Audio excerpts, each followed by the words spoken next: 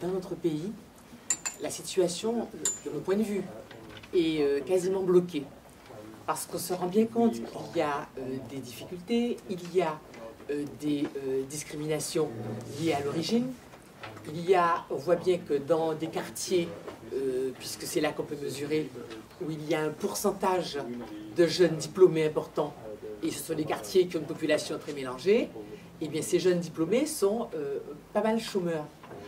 Donc, on est face à une réticence absolue des autorités et même des mouvements antiracistes à mesurer, comme l'évoquait Madame, pour essayer d'avoir une physionomie, une photographie un peu exacte de l'état des discriminations.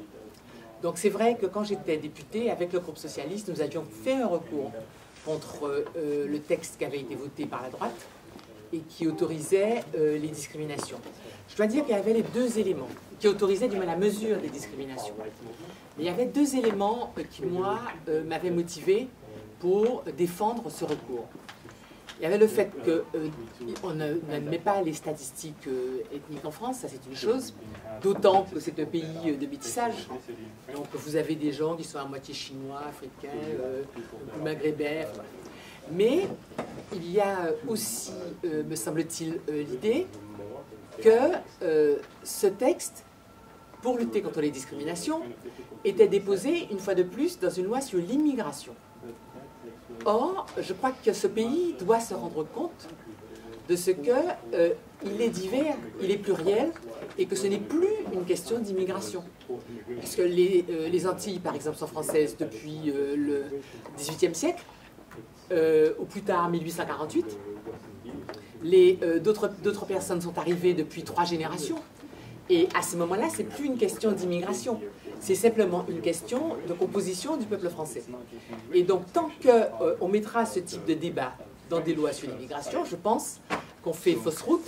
Il faut justement que tout le monde, y compris nos grands qui passent tout à la télévision, comme Zemmour, etc., qu'ils arrivent à comprendre que le fait qu'en France, il y ait des gens noirs, jaunes, maghrébins et autres, ce n'est pas une question d'immigration, c'est une question de composition du peuple français.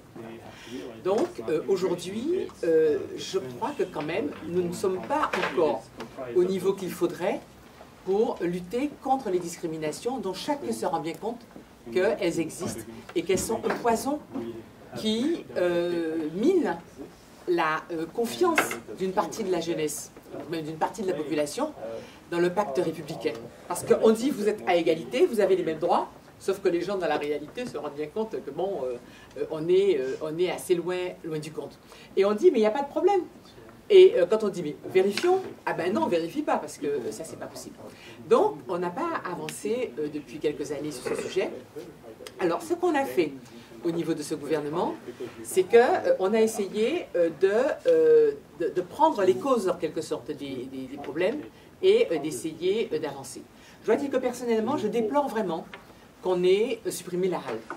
Parce que quand il y avait la HALD, qui avait comme fonction essentielle de lutter contre la discrimination, eh bien, les gens pouvaient s'y adresser et le mot et la réalité avaient pris une forme de réalité.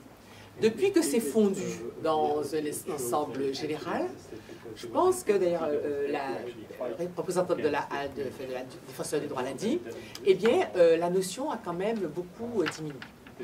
Alors, pour autant, on a fait un certain nombre de choses. Il y a cette loi égalité-citoyenneté qui prend les problèmes objectifs pour essayer d'avancer. Par exemple, il y a la question de la mixité dans les écoles, la question de la mixité dans l'habitat, puisque si l'habitat est ghettoisé, l'école sera ghettoisée. Donc, il y a des mesures assez intéressantes qui sont prises pour essayer de stopper la ghettoisation de certains quartiers dans notre pays. Il y a aussi ce que moi j'ai fait sur l'outre-mer, parce que là, on a une base géographique. Et ça, quand on a une base géographique, c'est peut-être plus facile à accepter en l'état de la situation en France. C'est-à-dire que si vous prenez géographiquement la situation dans les régions françaises et la situation dans les régions d'outre-mer, vous voyez qu'il y a un certain nombre d'indicateurs qui montrent que l'outre-mer est à la traîne.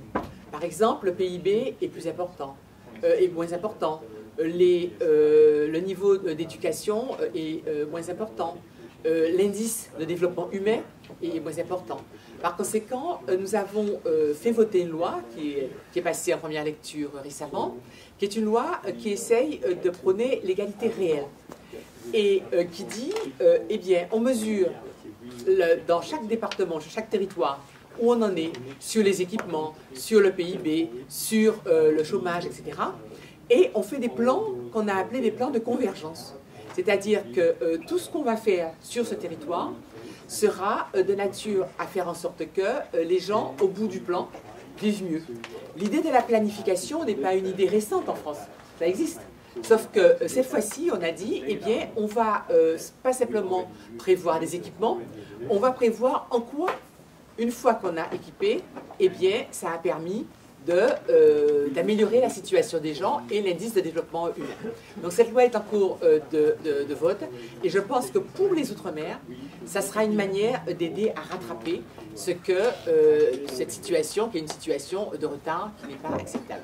Mais au niveau de la France métropolitaine, je crois qu'on a encore, notamment dans les quartiers politiques de la ville, où est souvent concentrée un peu, j'allais dire, la misère humaine, finalement, on a encore beaucoup de choses à faire.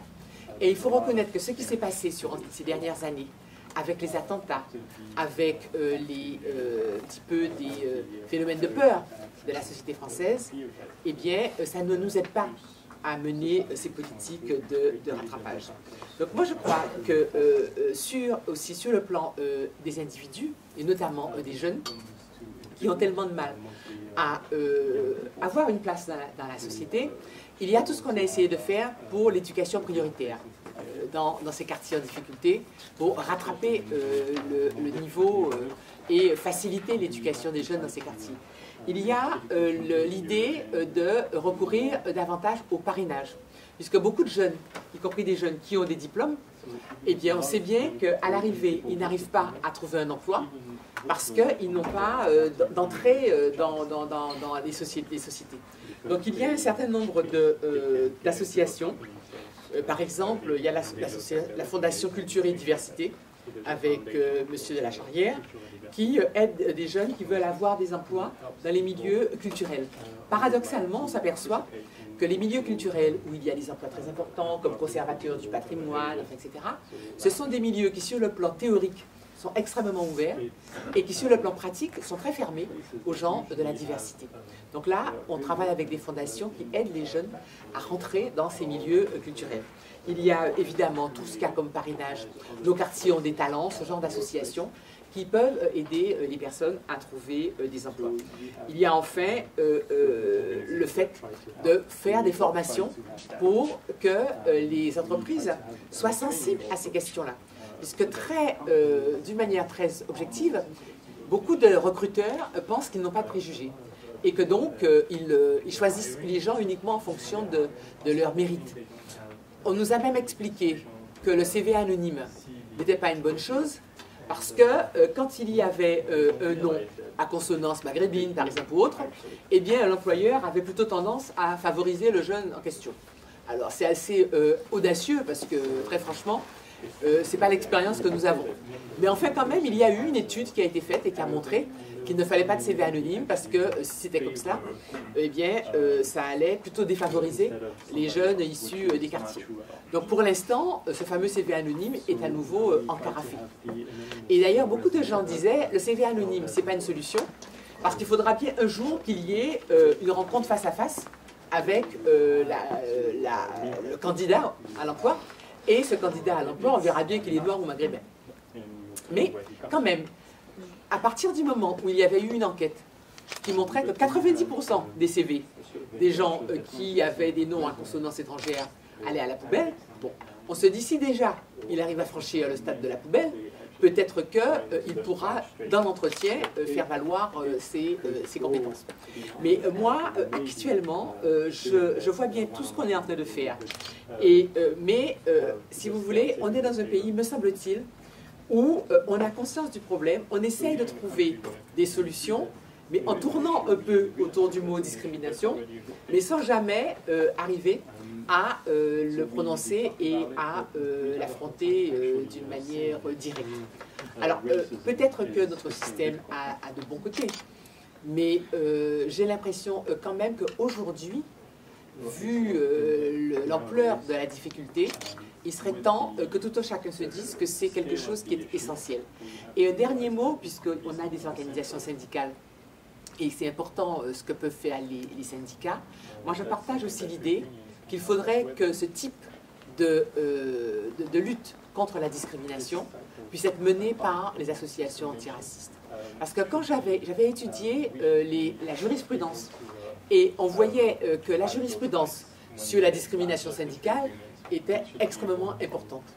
On voit que la jurisprudence sur l'égalité homme-femme, maintenant, et les lois commencent à être importantes. Et la jurisprudence sur les discriminations à raison d'origine demeure quand même extrêmement réduite. Donc je me dis que s'il n'y a pas des gens pour mener les combats, eh bien ils ne sont pas menés d'une manière tout à fait efficace.